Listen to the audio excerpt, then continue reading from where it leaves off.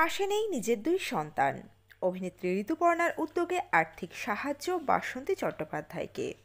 মুখ খুললেন আরেক অভিনেতা ভাস্বর চট্টোপাধ্যায়। জেনে নিন বিস্তারিত। তো বন্ধুরা, অবশ্যই সম্পূর্ণ ভিডিওটি দেখুন। চ্যানেলে নতুন থাকলে চ্যানেলটিকে সাবস্ক্রাইব করে পাশে রাখা নোটিফিকেশন আইকনটি অল করে রাখুন। আর আপনি কোন জেলা থেকে এই ভিডিওটি দেখছেন, আপনার জেলার নাম আমাদের কমেন্ট বক্সে কমেন্ট করে জানান, যাতে করে আমরা আপনাদের ধন্যবাদ জানাতে পারি। চলুন জেনে নেওয়া যাক বিস্তারিত। বাংলা ধারাবাহিকের অত্যন্ত জনপ্রিয় অভিনেত্রী বাসন্তী চট্টোপাধ্যায় ৮-এর দশকের অভিনেত্রী উত্তম কুমারের সঙ্গেও কাজ করেছেন। এছাড়াও প্রসেনজিৎ ঋতুপর্ণার ছবিতেও অভিনয় করেছেন তিনি। এই মুহূর্তে স্টার জলসার ফেমাস মেগা গীতা এলএলবিতে অগ্নিজিৎ মুখোপাধ্যায়ের মায়ের চরিত্রে দর্শক বাসন্তী চট্টোপাধ্যায়কে দেখছেন। এই মুহূর্তে তিনি দমদমের একটি বেসরকারি হাসপাতালে ভর্তি রয়েছেন। ক্যান্সারে আক্রান্ত তিনি। কেমো নিয়ে সাময়িক সুস্থ হলেও ফের মারণরোগ ফিরে আসে। অত্যন্ত সংকটজনক অবস্থায় ভর্তি হয়েছিলেন। এখন কেমন আছেন এই বর্ষিয়ান অভিনেত্রী? এই সময় ডিজিটালের তরফে বাসন্তী চট্টোপাধ্যায় রিলপুত্র ভাস্বর চট্টোপাধ্যায়ের সঙ্গে যোগাযোগ করা হয়। অভিনেত্রীর শারীরিক অবস্থা সম্পর্কে জানানোর পাশাপাশি এটাও জানান যে টলিউডের সিনিয়র স্টার ঋতুপর্ণা সেনগুপ্ত বাসন্তী চট্টোপাধ্যায়কে আর্থিক সাহায্য করেছেন। এই সময় ডিজিটালকে ভাস্বর চট্টোপাধ্যায় বলেন, শুটিংয়ের চাপে রোজ যেতে পারছি না, তবে খবর নিয়েছি, এখন অনেকটাই ভালো আছেন।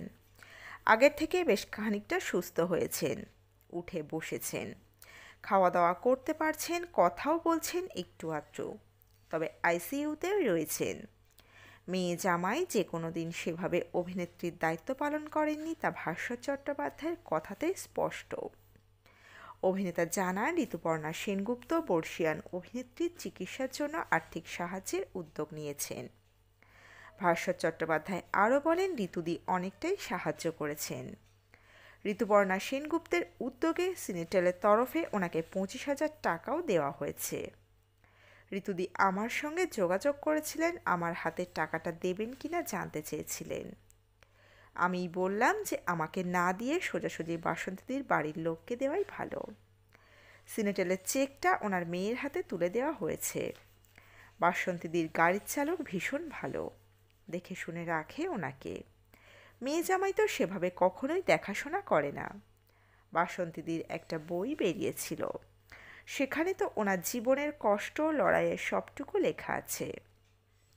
প্রসঙ্গত, গত বুধবার অর্থাৎ 13ই মার্চ সকালে বাসন্তী চট্টোপাধ্যায়ের অসুস্থতার খবর সোশ্যাল মিডিয়ায় জানান সুমিতা চট্টোপাধ্যায়।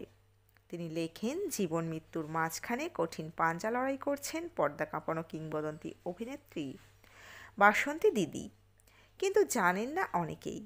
আজ সকালে ওনার ফোনে কল করতেই জানতে পারি দমদমের একটি হসপিটালে উনি ভর্তি আছেন।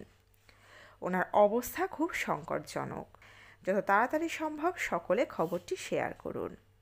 আর্টিস্টদের সকলের কাছে এই খবরটা যাতে পৌঁছায়, তাই আর্টিস্ট বন্ধুদের রিকোয়েস্ট করব, প্লিজ সবাই শেয়ার করে দাও।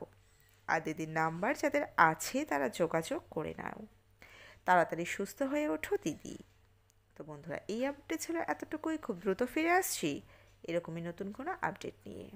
অজানা গল্প চ্যানেলের সঙ্গে থাকার জন্য সকল দর্শক বন্ধুকে অসংখ্য ধন্যবাদ।